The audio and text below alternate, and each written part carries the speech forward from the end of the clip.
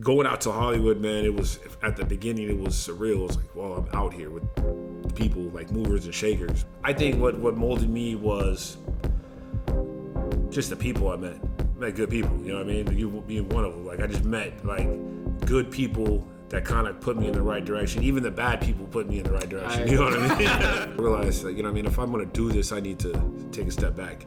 I need to work on myself. It's a reality check. Yep. So you take a list of all the stuff that, like, you're doing that's not working, and I've done that. I do that every year now. I think we went through the same little thing where it was like, all right, you know what? Am I really doing this? You could take this tequila from me now, but the stuff that the person I had to become to get to this point, you can't take that from me. You know what I mean? And if I had to start over, I'm gonna do it again.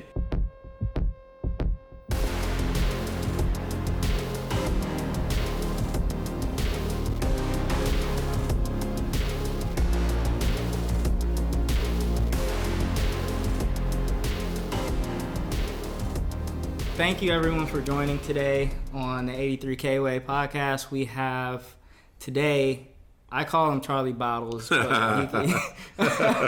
Charles Harris, you know, from Tequila Diamante. We met, I think it's been about 10 years now. About 10 years that we met.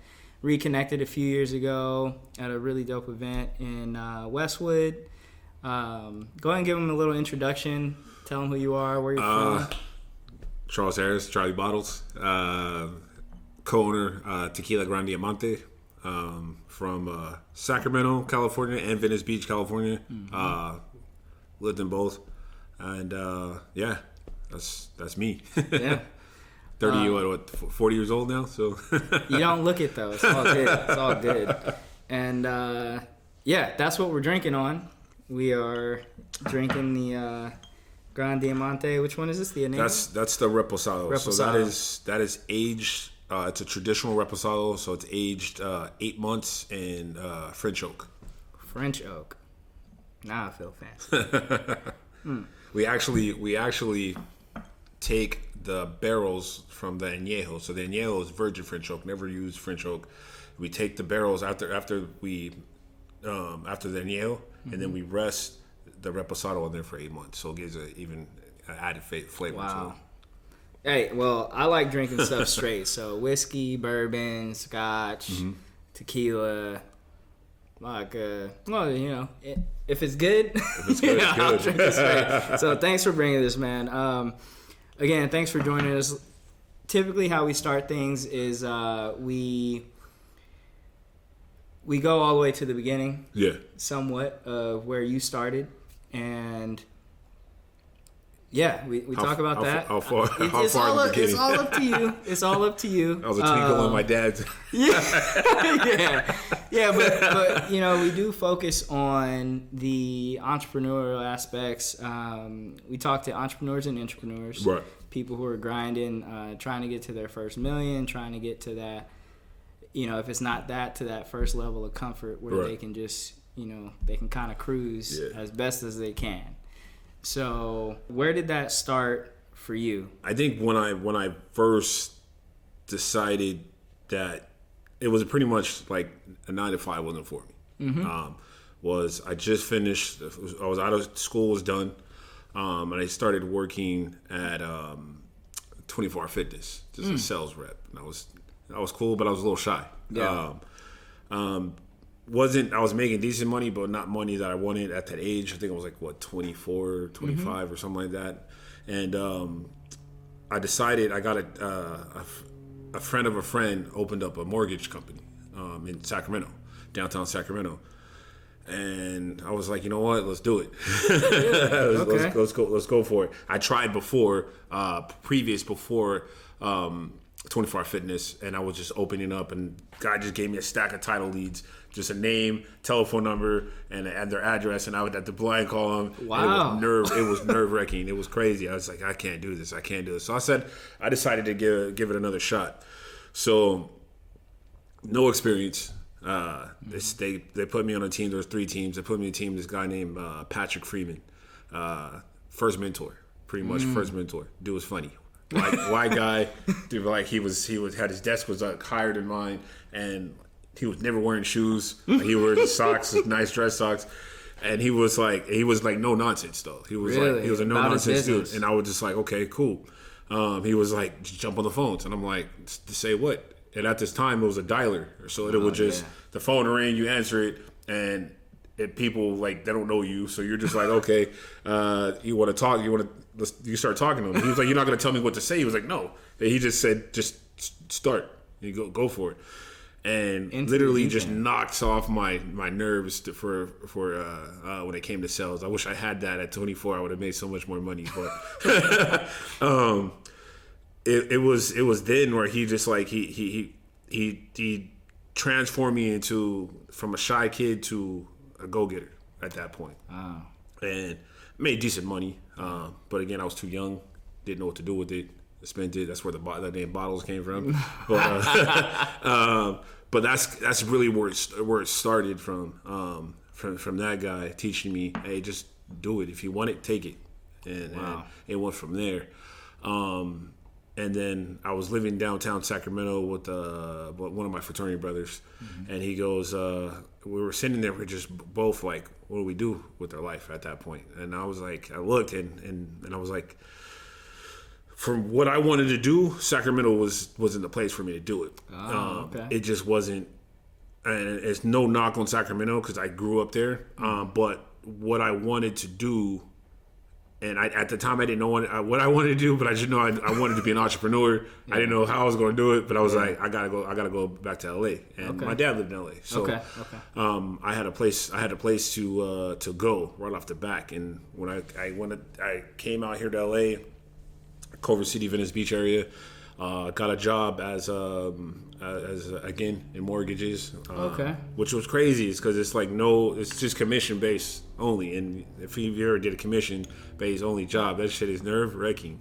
excuse my French, but it's nerve wracking because you have money and then you don't have money, and then because you didn't have money for so long, once you get that money, all that money goes to what you haven't paid, and it's just like, okay, what am I doing? So yeah, I just kept grinding. I got into to make things ends meet when money wasn't around. I started bouncing at certain clubs out in Venice Beach and in Hollywood and stuff like that. Still had that dream. I still had that dream of like, I don't know what I'm gonna do in LA, but once I find it, I'm gonna go hard on it. Yeah. And it was that, and I just I worked at a couple of spots and started managing and doing stuff like that, and then came across a guy named Rafi Anoush, my business partner. Okay. A friend of ours said he did the design for the bottle that you see, and very Rafi asked me, thank you. It's it was hard. That was the hardest part of the whole journey, was the actual bottle, making sure that it could be designed and finding the right manufacturer, the whole nine. So what was the time between you coming to LA and then you getting into the I think I came back to LA 2007. And to start the Tequila, it was like 2016. 2016, yeah. So it was a lot of journey between then, like a lot of different jobs. LA Fitness. I was at LA Fitness. Yeah. I worked for a company. I did some private aviation work, and the thing about, like, it was a crazy journey, but it was. I think what molded me was just the people I met.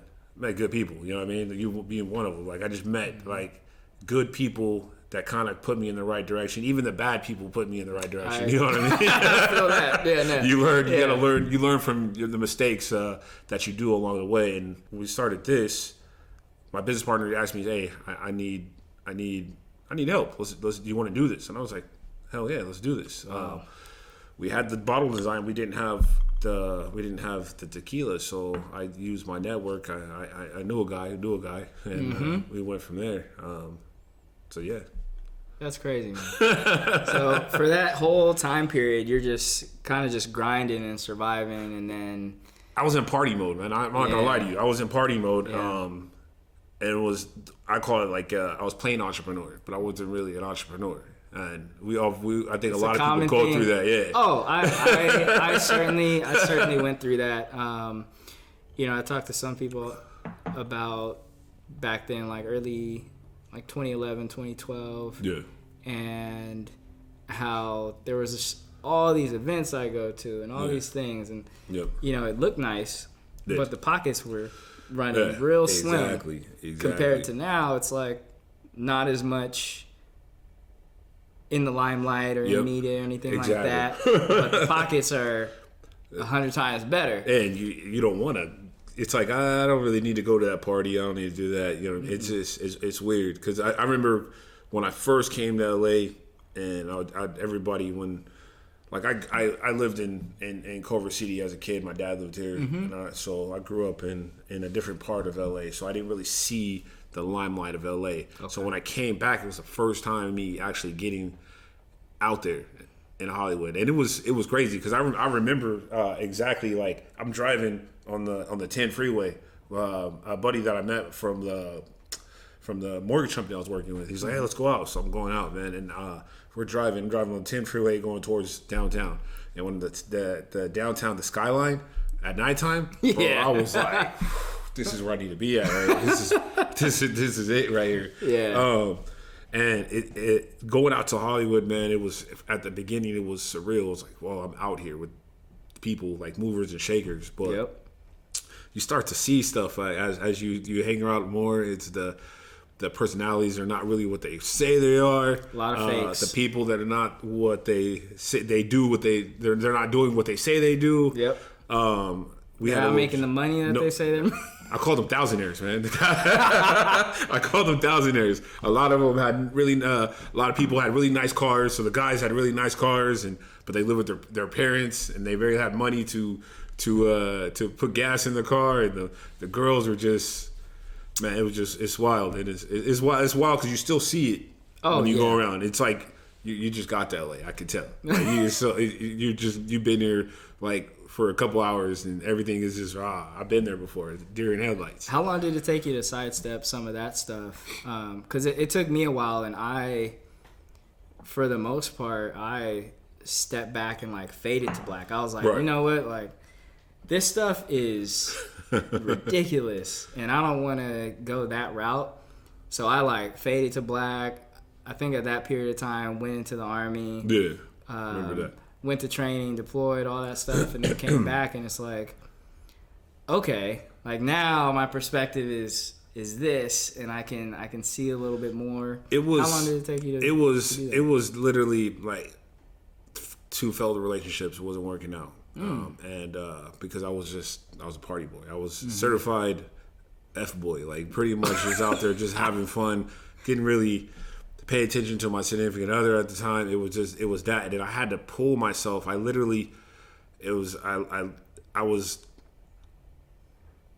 found myself homeless at a point, you know what I mean? And I was working with a company trying to build a business. Didn't know what the hell I was doing. I was literally sleeping under a desk for almost a year. Whoa. And I had to pull myself from that. Like, I needed a reality check, and that's when I think I started working at a fitness club and had to get myself together. And I pulled myself out of Venice Beach. I was like, Venice Beach is a cool place. I love it, but you get caught up in it. And I moved to Long Beach. Oh. Right there on First and Atlantic. Oh, yeah. And I just took myself out of the limelight for a while and just started focusing on me. I had to focus on me and become a better person. Like, instead of pretending to be this entrepreneur, I had to, and it was funny because a lot of people would look at me and like, he can't do it. He's not gonna make. You know what I mean? He just all talk. And I realized that it kind of hurt my feelings. And I realized that, if I'm gonna do this, I need to take a step back. And I did to work on myself. And it took a couple years in Long Beach to kind of just set back and just and it's a reality check. Yep. So you take a list of all the stuff that like you're doing that's not working, and I've done that. I do that every year now. Because I think we went through the same little thing where it was like, all right, you know what? Am I really doing this? Or am I acting like I'm doing this? And it's been, the past few years have been astonishing when you take a step back and you reevaluate yourself and then you start putting some of the good things into the forefront instead of some of that other stuff. But that's awesome, man. Like, and shout out to Long Beach because I'm in Long Beach. Yeah, Long Beach is Long Beach is a place you can find yourself. If you find yourself lost in LA, you just need to get away. Go to Long Beach. It's a little slower pace. Yeah. It's real people. Yeah. You're not dealing with the Hollywood type. The people that fluff your persona, like they fluff you, make you feel better, and when you're really not. I just kind of took a step back and found myself. Yeah. And then the people that I like, my biggest thing is the people that you have around you. You got to have some real people around you. Mm-hmm. I learned early on is if you want to be something, you have to find the people that actually do that, and you have to submerge yourself in their life. You have to do that. Yep. You know what I mean? There was a quote that said, associate yourself with the elite and then dominate them. And that's really my motto. It's just I'm a sponge with everybody. Oh yeah. You know what I mean? I'm learning, like where we're at right now. This past 5 months of the business here, I've learned so much that you couldn't learn if you went to a business school. Like you couldn't, you would read it, but you would never experience it. It's an experience that I've done. The action is and I'm just like, whoa! It's like once you have the formula, once you have the formula, and I told a lot of my clients this when I was in fitness, they would experience just the journey, because once you have the formula, people can take whatever you're doing, whether it's fitness, business, anything, they can snatch it from you and take it from you overnight, right? Mm-hmm. But because you have the formula and you can start over. You know what I mean? You know what it takes to get to that point. You have the formula, you have the blueprints. Okay, you could take this tequila from me now, but the stuff the person I had to become to get to this point, you can't take that from me. You know what I mean? And if I had to start over, I'm gonna do it again. Yeah. And sometimes people they want things to happen overnight, but I was like, overnight is not what you want. Nope. It's that journey that the person you became. When you first met me, I was a fraud. I can tell you that right now. I was a fraud. But now, the journey that I've taken, the steps that I've taken to get to this point, like I can go up against anybody and tell them anything about tequila. And see, and that's the part I respect most is because, and I've mentioned this in other episodes, but a lot of what's out there now is, I have a big following. Look at my flashy cars. Yep. Buy my course. Yep. Or listen to what I have to say. And oftentimes you don't really get the clarity on what they've actually had to go through. So are they real? Or are they just selling to you? Me personally, I friggin' hate being sold to. I hate being sold to.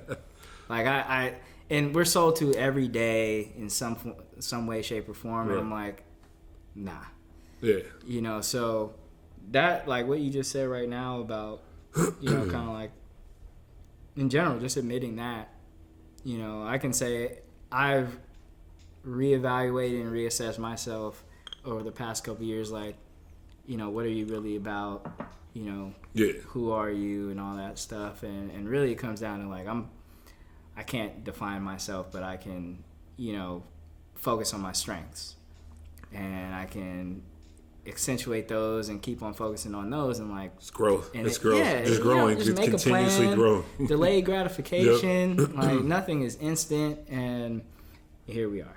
Right. Being humble, man. Humble. Remaining humble is the hardest thing I feel with success. Is remaining humble, because people, they see what I have now and they're like, and people that don't know me, they see me and it's overnight success. It's not. It's not. And you'll get the attention. Oh, you're this and that and this. Like there's a period of time where people, I would say back in Sacramento, thought I was a rich guy because I was doing a lot of stuff, but I wasn't. Because it was just the image of people thought like, oh, if he's doing that, he has to have money. Yep. You know what I mean? And they have no idea like what I was going through at that point in time in my life, and I was just grinding. Man, yeah, I remember some of the product placements, and yeah, I mean, people see what they want to see on social, and like you said, it's about who's around you. So some people, the people around you, actually, let me back up, because some of the people around me, they don't really know what I do. No. So, they barely know. They're just like, oh, he's doing all right. Yeah. But, yeah, man. They don't know what it took you to get. They don't know what it took to get to this point. They do not know. When you hit me up and you're like, hey, let's podcast, come do it. I'm like, man, that's my dude right there. Like, because I met you and I seen it across the road. I was like, okay, this dude he's like me. He has a vision. He doesn't know how to get there yet, but he has a vision. You know what I mean? Yep. He's not like the rest of the people in the room that are just trying to sell a dream and trying to look good on Instagram. Like, he has a vision. He knows what he wants something. He just had to figure out a way to get there. And that's and when you hit me about the podcast, like, my boy got there. He got there, man. So, and I've seen a lot of stuff with when you went to the Army and stuff like that. I was like, man, okay. I'll be honest. It's a love-hate relationship with the Army. It's like... But let me ask you a question. I don't know. This is your podcast, but I want to know, how hard was it for you to pull away from LA and just dive into the Army? I had always wanted to join just out of my own volition. I was like, I wanted to join out of high school, the Marine Corps. Yep. My dad was like, nah, you're going to college. I was like, yes, sir, I'm going to college. And after college, or during college is when I found out about my daughter. Yeah. From someone I had broken up with. So that was really when I pushed hard for like 2 years, and then I faded back. Yeah. And I was like, you know what, I need to step back and figure out myself, and then I joined the Army. The Army National Guard for California. So the intent there was like, oh, I could stay local. And I was like, all right. But the amount of being away from LA, being able to see it really from a bird's eye view and from people who hadn't been here. Yeah. Whether it's just going to other parts of the U.S., but then going overseas, serving overseas, and like people, oh, where are you from? I'm like, oh, I'm from Los Angeles. Oh, I really want to go. Like, I've always dreamed of going there. And that kind of opened my eyes to the opportunity. And as soon as I got back, really, and I'm almost at 6 years now, and that has transitioned my entire thought process to taking advantage of what is here. And it's exploded for me over this past year and a half. That's crazy, man. Absolutely exploded. That's crazy. 2 years ago, I was making $50,000 a year. 2 or 3 years ago. And yeah, that's been like 5x. See, that's crazy, man. Just stories like that. Because I have a buddy that I met when I came back. I don't know if I can say his name, but Spanto. He owns Born and Raised clothing company. I've heard of it. Yeah, Born and Raised clothing company, and he has a crazy past. He had a crazy past in gangs and stuff like that. Mm-hmm. And when I met him, he had just got out of jail, right? Mm. But the dude was so focused on doing whatever he was going to do. He was focused, and I seen him from meeting him when he first just got out of jail and hanging out with him a couple of times. He just disappeared. He was just done. Like, with all the bullshit, all the craziness that's going on in LA, it was focused on building this brand. And dude, for me, that was inspiring, man. When you take a step back out of the limelight of what's going on, because LA can grab you and throw you around and lie to you and everything. There's movies about that. Yeah. And to see him take that brand to, like, I was watching him. He was in Japan. He was doing movies on. He was doing the shows on Vice or stuff like that. I was like, bro, like, I can't, like, I can't sit around and just have fun and fake it. I gotta really get out there and do it. So, and then what you're doing, you know what I mean, that you just took off and you left, you did your thing and came back. And it's the same thing with Long Beach. When I was in Long Beach, looking back in LA, I'm like, bro, like, what the hell? What was I doing? Like, it's like quicksand, right? Yeah. It's like quicksand, and you're stuck in this quicksand. You can't get out of the quicksand. And then once you get out the quicksand, you look at all these people like, man, get out the quicksand, bro. Yep. What are you doing? Yep. But yeah, it's crazy because I look back at some people still in Venice, and they're still doing the same jobs they're doing when I took away. And I'm saying that as like Long Beach is far from, but it's far enough from. You know what I mean? Down the 405 to get away from what's going on. So, yeah, man. Is Townhouse still there? Was it Townhouse? Townhouse is still there. Dang. Venice has been gentrified like crazy, though. Really? So a lot of the places that we went to 10 years ago are not even there. You know what I mean? Staples like that you would go to, like where I used to work at, Nikki's Beach, right there on Market Street. Yeah. Crazy place. Stories of that place, man. It's gone? Yeah, it's been gone. I think. Oh wow. Snapchat bought the whole block. They bought the whole block out. I was gonna say, is a new bar there or something? Nah, my goal. I'm gonna lie. My goal is to once I'm done with this, just go back. I'm gonna buy that place. So I got so many memories of that place. It's crazy. Yeah. So that's amazing. So. Kind of went through your journey, man, like, and all the way up to somewhat to today, and where you're at with Tequila Diamante and Gran Diamante.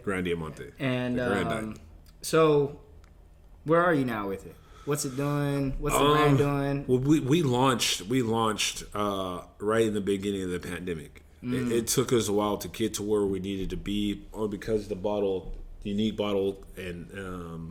bottle, the look of it and how to make it and everything. So it took us a minute because we wanted to make sure we got it right. Mm-hmm. So once we got it right, we launched in Cinco de Mayo of last year, 2020, right when the pandemic started. Kind of derailed our whole rollout process. We're planning on going to what's called on-premise. Mm-hmm. So not liquor stores, but nightclubs, bars, restaurants. Yeah. But because the pandemic happened, those places closed. So we had to readjust, and we had to focus more on off-premise, which is like liquor stores, and box chain stores. We did well. Being that it was the middle of a pandemic, we did well. We did from May to probably say May of 2021. We're about 180 to 200 on-premise locations in California. So and that was just us. We're self-distributed through American Spirit, so we could sell it directly. So we didn't have a distributor. We didn't have a celebrity attached to it. We just grind. You know what I mean? Had a good crew of a good team around me, and we just grinded it out, man. And people were like, "How'd you guys do that in the middle of a pandemic with nothing, just our own money? And how'd you guys pull that off?" It just wanted to do it, man. It was time. You know what? We were out and about off Atlantic and Bixby Knolls, California Heights area, right down the street, and what is that place called? There's a Liquorland. I don't know what it's called. If it's on Long Beach, it's on Atlantic. It's on Atlantic. Corked. Oh, Corked. Okay. Yes. We were at Corked. Yes. Yep. And your tequila's in there. I was like, hey, that's it right there. That's crazy. It's just a real thing. The first time that I seen our bottle on the shelf, man, I was like, it brings back like all the hard work, because when we first started, I was thinking in my head, like, I can't wait till the one day like we launch and my tequila's on the shelf and I could see it. And then when that day that it happened, I was just like, dude, this is crazy. This is crazy. It was I think the first place that we placed product was in Remedy, a big store in Glendale. And dude, I took pictures. I think that's where I bought it. I think I sent you. Yeah, when you said it was out. I think I was in Highland Park at the time, and drove over to Glendale off Colorado. Is it off Colorado? No, it's off of I can't think of the name of the street. Western and Western or something. Yeah, I remember. But it probably was that place. It probably was. Man, like I was like, I gotta go get some, because that's like one of my favorite tequilas. Yeah. that's awesome though. Man, it was fun. It was the journey's not over. We're still going. You know what I mean? So what's next? Next is blowing up California. Obviously, California is probably the largest consumer of tequila in the world, if not second largest behind Mexico, as far as consuming tequila. Whoa. So, bringing on new partners and expanding the brand. Stuff I can't tell you much about, but we got a lot going on. But I know. What can you drip? What can you what can you hint at? What can you hint at a little bit? We got There's some celebrity power. Maybe influencers. Maybe There's some not. influencer power. Yeah. But some partnerships happening. We're trying to get the brand out to Vegas. Working on with some people out in Vegas, some hotels and things in Vegas, and just blowing up California. Because you get California, you got everywhere. You know what I mean? You got LA, you got California. What do you mean? People hate on California all the time. They do, but it's a love hate. They love because they're not here. They love us. They hate us because we're not here. But they love if they were here. They'd be like, oh, this is the spot. And that goes back to like what we were talking about earlier. Like it's not all rainbows and Skittles out here.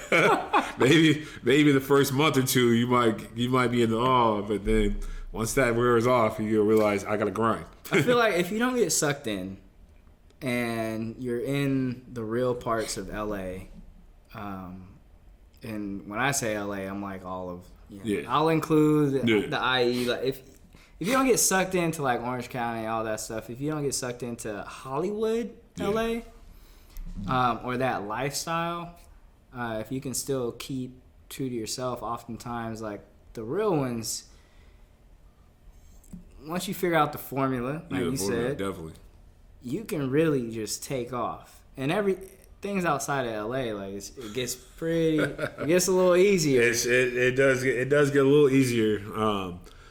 It's more practical, you know what I mean, than you living in LA, and the fantasy is just all around you because you'll see celebrities and like I was working at Nikki's Beach in Venice, and a lot of celebrities wouldn't go to Hollywood. They would come more towards the beach because you wouldn't have to deal with all the like, oh my God, is it? You know what I mean? So Hermosa, Venice, Santa Monica, Abbot So I was around celebrities all the time, and because you're around celebrities, you feel like, okay, I made it. Like, no, you didn't make it. You're just the door guy. You know what I mean? You're just the door guy. You're just the door guy. Just because a celebrity knows your name, you know, it's easy to get caught in that. But it does impact you to where like you are right next to where you could be. Yeah. If you choose to go that route.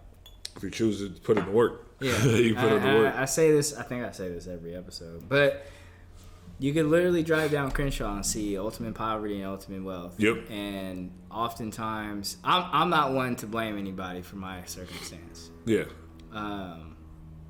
You can make a decision today and start putting together the plan that can get you to wherever it is you want to be. If you want to say, I want to make $75,000 a year and buy a house and just live on that, and that's me. Yeah. You can do that. You can do that. Literally. You know what I'm saying? If you want to say, I want to make $1 million next year. Yeah. You probably could do that. In LA, you can't do that. You know what I mean? You probably could do that too. But you have to, I think the biggest thing in success that I've learned and that I've watched other people do is failure. It's failure, 100% failure. It's how you deal with failure. Yep. It's how, because you're going to fail. You're going to fail. It's going to happen. I failed last week. I failed all the way coming here. Forgot to put my car in the park. That was really that's right. But it's failure. Is how you deal with failure. How do you overcome? Like, failure is going to happen. And then what's the next move after you fail? Yeah. You know what I mean? Are you going to say, oh, this is too hard. I can't handle this. I need to go back home to Sacramento and, you know what I mean? Rejuvenate. Or are you going to say, you know what did I do wrong? How can I be better? And then move forward. Yeah. Like, failure is tough, man. It hurts. Yeah. But like, I learned to embrace it. So yeah, like failure is like, at least you tried. So many people haven't tried. Like, and I'm not knocking the people that back in Sacramento or people in Venice are still doing the same thing. You know what I mean? Maybe it's not their time yet. And they're going to get there. Yeah, it's just for me, comfort was never something good for me. I can never being idle was never good for me. I would start doing stuff that I shouldn't be doing, and my mind would just go. It would me being uncomfortable was my comfort. You know what I mean? Yep. Going out there and trying something and failing was my thing because I felt alive because I'm trying. You know what I mean? I felt alive, like, oh, he's doing something. He sucked at it, but hey, at least he's out there doing what he needs to be doing to get to where he needs to go. So if I could say that to anybody listening to the podcast, is just go out there and fail. Yeah. Like, don't go out there and succeed. Go out there looking to fail. Yeah. The more you fail, the more understand that you will fail. Yes, you will fail. The closer, the more you fail, the closer you're going to get to that situation where you're going to succeed, and you're going to know what to do with it at that point. Yeah, we can get into a whole episode about failures. Let me tell you. I had a question. Something sparked into my mind. There are so many celebrities getting into tequila, but you were in this years ago before that even started popping off. Yeah. Has that come into play when it came to like launch or anything like that, or is it just like we're a good friggin' tequila, we're gonna launch this? It was celebrities always popped in our mind. Obviously having a celebrity makes it a little easier, but we're a good tequila. But if you look at the top tequilas out there, they don't necessarily have celebrities. That's true. Like, they might have endorsements, right? But they don't have celebrities. You got Clase Azul, you have 1942, and Don Julio. They never had celebrity, but they had The Rock, Dwayne The Rock Johnson. And all his movies and stuff he was doing, he always had 1942 or Clase. You know what I mean? He had some kind of Don Julio to it. Yep. I would never say no on a celebrity, but just has to be the right person. It has to be, you know what I mean? Someone who loves tequila. The right fit. That fits. It's a business partner. Yeah, there's a lot of tequilas out there, and you're like, bro, you don't drink tequila. There's no way. Like, you're just going with the craze. Right now, there's a tequila craze going on. Yeah. And tequila is the number one spirit, hands down, across the United States. And my goal when we started this was, I want to put our real tequila out. So how do I put this? Okay, so you'll see there's a great tequilas in Mexico, right? Mm-hmm. Mexico doesn't care about marketing. They don't care about stuff. They do a lot of boutique tequilas. They put them out, and they're really good tequilas, right? But marketing is like, whatever. They don't want to spend money on marketing. They just want good tequila. Then you come to the States, and you got these awesome bottles, packaging, and everything, right? But then you taste it, and you're like, what is this, dude? This is, it tastes like dirty, like river water. You know what I mean? And it's like, this is crazy. So I wanted to take, or I'm not saying myself, but me and my team, we wanted to bring a tequila to the United States. So it's an awesome package. Obviously, you see the bottle. Love it. But we also wanted to make sure that the juice inside of it was just as good. You know what I mean? So basically, if you're going into a liquor store, the package is going to get you to buy it. Yeah. Right? It's going to get it off the shelf. But what's in that bottle, the juice, is what's going to get you to come back and buy it again and again and again. So I didn't want people to just buy, it's an awesome bottle, I'll put it on my shelf. I want you to be sitting at your house looking at that bottle. The bottle's talking to you. Come drink me. Yo, you know what I mean? And they go that's buy another our one. problem. We buy good alcohol and it goes so fast. And it's like, damn, we gotta buy another. That's one. the pandemic. Pandemic made you do that. Yep. Man, so we got into a lot about what's next and for Tequila Gran Diamante. Man, we literally, this is going to be, our goal is to make this the bottle service tequila. Right now, 1942, Clase Azul, people love that. Mm-hmm. But we are, especially our Añejo, aged 18 years, in brand new virgin French oak. I think I can put that up against any other tequila out there, and it would literally just, we've won, I believe, don't quote me, I think 16 awards since the beginning of the year with all three expressions. But our añejo is hands down, like, I could put that up against anybody else and they're gonna be like, wow. I like that you know statement. What I mean? So that's a good one right there. Bottle service is that my personal goal is to make that it's the bottle service bottle. I want everybody to when they go into the club and they're thinking about what to buy and they're looking at that list and they're like, what should I get? That Tequila Gran Diamante pops up and they're like, okay, I want that. Boom. Yep. You know what I mean? So definitely that's the goal. Is taking California over and then spreading out. Yep. Texas, Miami, you know what I mean? New York, Chicago, everybody. I want everybody to taste what we got. So that's what's next for Gran Diamante. Yeah. What's your end goal? When do you transition to a different product? Do you just chill on the proceeds? Well, I told you, like I said earlier, idle is not my thing. Yeah. So sitting down and doing nothing is not going to ever work for me. So I don't know. I got some things on my sleeves, things that I want to do. Obviously, Royal Ventures Group is the company that owns Tequila Gran Diamante, and me and my I have two partners. We've talked about it. WFG. You know what I mean? Let's just keep going. Let's now that we know the formula, we feel like we can take anything and just blow it up and take it to that level. So, without telling you like what's on the next on the horizon, there's going to be more things for Royal Ventures RVG. There's definitely going to be a lot more things that you're going to hear from us for sure. Okay. Yeah. You got three guys that are hungry, and this go around, it's like it's going to be good, man. Just know it will be good. I'm excited. I got some stuff up my sleeve too that I want to talk to you about, so we'll get into that. That'd be dope for next year. That'd be dope. Trying to recreate the House of Blues and that'd be sick. Bring some fight night market share out back to Hollywood. Dude, there's so much dope stuff that could be done in LA. I feel like a lot of the stuff in LA is going on right now is just regurgitated stuff. Like we need. But it's like if we could get back to the old LA, the way it used to be, man. Yep. Do some stuff like you said, like the what was it? The House of Blues, House of Blues. That blew my mind. First time I went, blew my mind. I was like, this is crazy. Wow, live music. Mm-hmm. Everywhere. Different genres. Yep. You can do what you want. Yeah. So, but yeah, man. So, I think we've covered a lot. There's so much more though. Yeah, I do want to bring you back. I want to bring you back for another round because I think 6 months to a year from now, there's going to be some crazy things happening. There's some dope things on the horizon. So yeah, and I would love to come back and talk about those. Yeah. So, let everybody know where they could find you or find the tequila.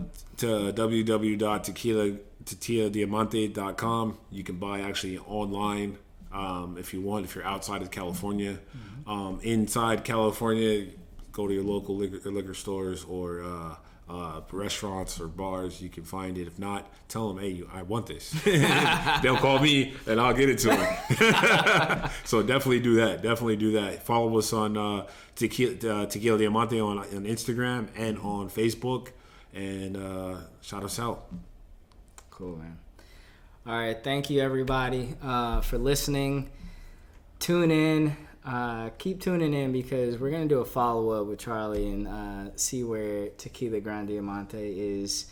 I might try and get him in Puerto Vallarta, and we can do that. Yeah. We can do that. Because I love Puerto Vallarta. We can do that. Man. But thank you guys for listening. We'll catch you guys again and let us know what you think about the episode. And we'll see you next time.